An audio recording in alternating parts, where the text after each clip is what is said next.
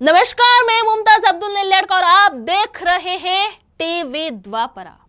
आज की सबसे बड़ी खबर जिसने न केवल भारत के कॉरपोरेट जगत को हिला कर रख दिया है बल्कि अंतर्राष्ट्रीय स्तर पर भी चर्चा का विषय बनी हुई है। जी हां, बात हो रही है भारत के उद्योगपति गौतम अदानी और उनके अदानी समूह की।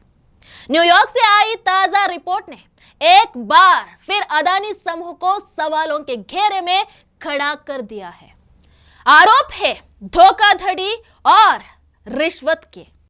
लेकिन ये सिर्फ एक कंपनी का मामला नहीं है, ये कहानी है भारत की साख, राजनीति और कॉरपोरेट जगत के रिश्ते की। आइए सबसे पहले आपको बताते हैं कि यह मामला है क्या। न्यूयॉर्क की एक जांच रिपोर्ट के मुताबिक अदानी समूह पर आरोप है कि उसने अपने व्यापारिक हितों को साधने के लिए अंतर्राष्ट्रीय स्तर पर रिश्वतखोरी और वित्तीय धोखाधड़ी का सहारा लिया। यह मामला न केवल व्यापारिक नैतिकता के खिलाफ है बल्कि अंतर्राष्ट्रीय कानून का भी उल्लंघन है। रिपोर्ट में दावा किया गया है कि अदानी समूह ने अपनी कंपनियों के फंड को गलत तरीके से इस्तेमाल किया। अमेरिकी संस्थाओं और दूसरे देशों के अधिकारियों को रिश्वत दी गई ताकि अपने प्रोजेक्ट्स को आसानी से मंजूरी मिल सके। लेकिन क्या सिर्फ रिपोर्ट पर भरोसा किया जा सकता है या फिर यह एक बड़ी राजनीतिक साजिश है? अदानी समूह पर यह आरोप ऐसे समय में आए हैं जब भारत की राजनीति पहले से ही गर्म है। विपक्ष ने अदानी समूह के मामले को सरकार से जोड़कर देखा है। उनका कहना है कि सरकार अदानी के पक्ष में नीतियां बना रही है। इंडिया में अदानी जी और मोदी एक हैं तो सेफ हैं। हिंदुस्तान में अदानी जी का कुछ नहीं किया जा सकता। चीफ मिनिस्टर 10-15 करोड़ के लिए अंदर चले जाते हैं और अदानी जी 2000 करोड़ रुपए का स्कैम करते हैं और वो बाहर घूम रहे हैं। कारण है कि प्रधानमंत्री उनको प्रोटेक्ट कर रहे हैं। अमेरिका में अब अदानी जी को 2000 करोड़ रुपए का स्कैम है।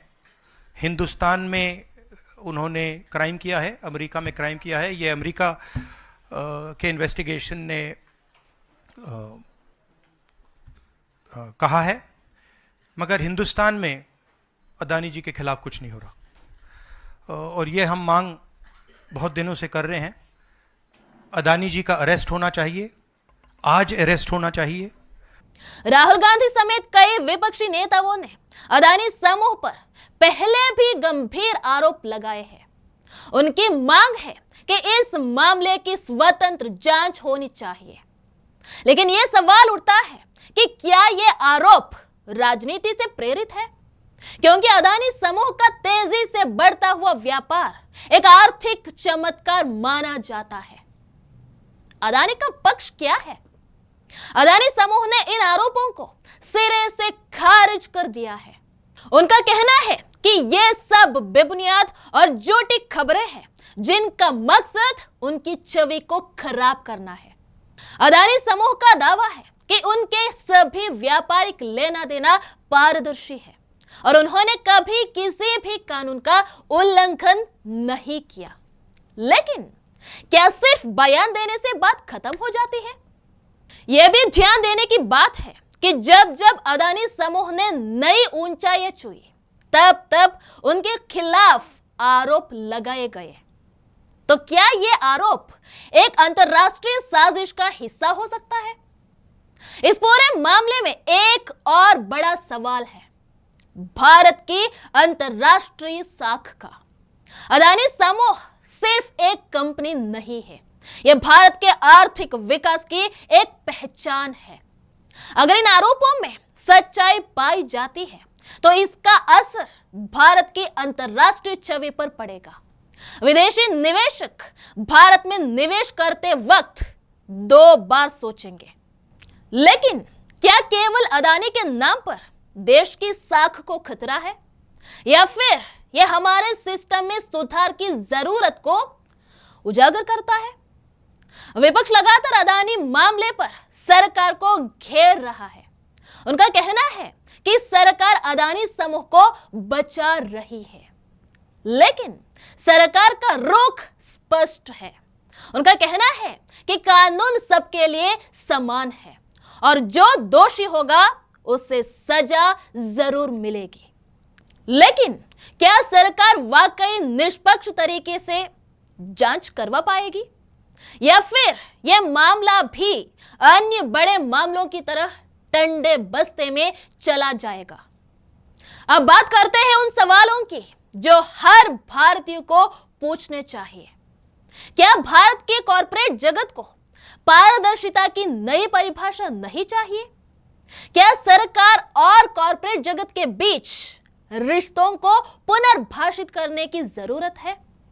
क्या अदानी समूह के खिलाफ यह मामला अंतरराष्ट्रीय साजिश है या फिर हकीकत? और सबसे महत्वपूर्ण, क्या इस मामले से भारत की साख को बचाया जा सकता है? आज का यह मामला सिर्फ अदानी समूह का नहीं है, यह भारत के कॉर्पोरेट जगत, राजनीति और अंतरराष्ट्रीय छवि का मामला है। हमें यह तय करना होगा कि हम किस दिशा में जाना चाहते हैं, सच्चाई और पारदर्शिता की ओर या फिर आरोपों और राजनीति के जाल में फंसने की ओर। आशा करते हैं कि सच्चाई जल्द सामने आएगी और हम टीवी द्वापरा पर इस मामले से जुड़ी हर खबर आप तक लाते रहेंगे। तब तक के लिए मैं मुमताज अब्दुल नेल्लड़का आपसे विदा लेता हूं। धन्यवाद। जय हिंद।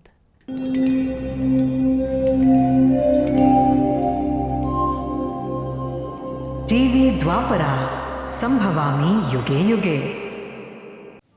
अगर ये प्रोग्राम आपको अच्छी लगी तो लाइक, शेयर और कमेंट करें। टीवी द्वापरा के प्रोग्राम्स को हमेशा देखने के लिए सब्सक्राइब करें, बेल आइकॉन दबाएं।